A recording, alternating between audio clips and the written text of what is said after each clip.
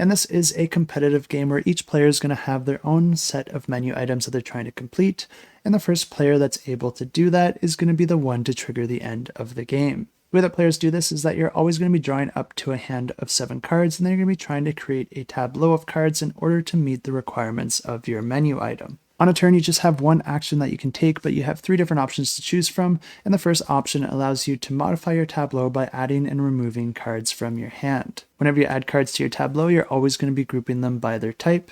This could be an entree, a side, or a salad, or they could even be different utensils or drinks. And based on the cards that you add to your tableau, those cards themselves could have other requirements that you'll need to meet in order to complete your entire menu item. In addition to this, some of the cards that you put into your tableau could have some special abilities on them as well that you could use to your advantage in various ways, or they can also modify your menu item as a whole, even potentially removing certain requirements.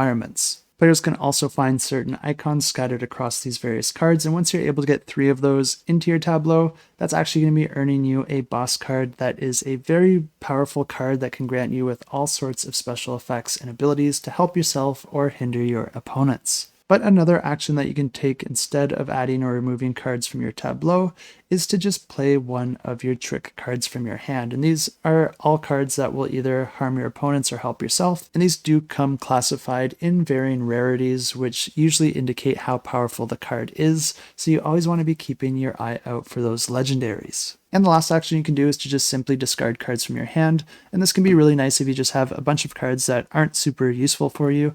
And of course, getting rid of those means that you'll just be able to draw more new cards when you do draw back up to your hand limit of 7, increasing your odds of getting more cards that are useful. First player to complete their menu item wins the game. And if you are interested to check this one out, I will have it linked in the description down below.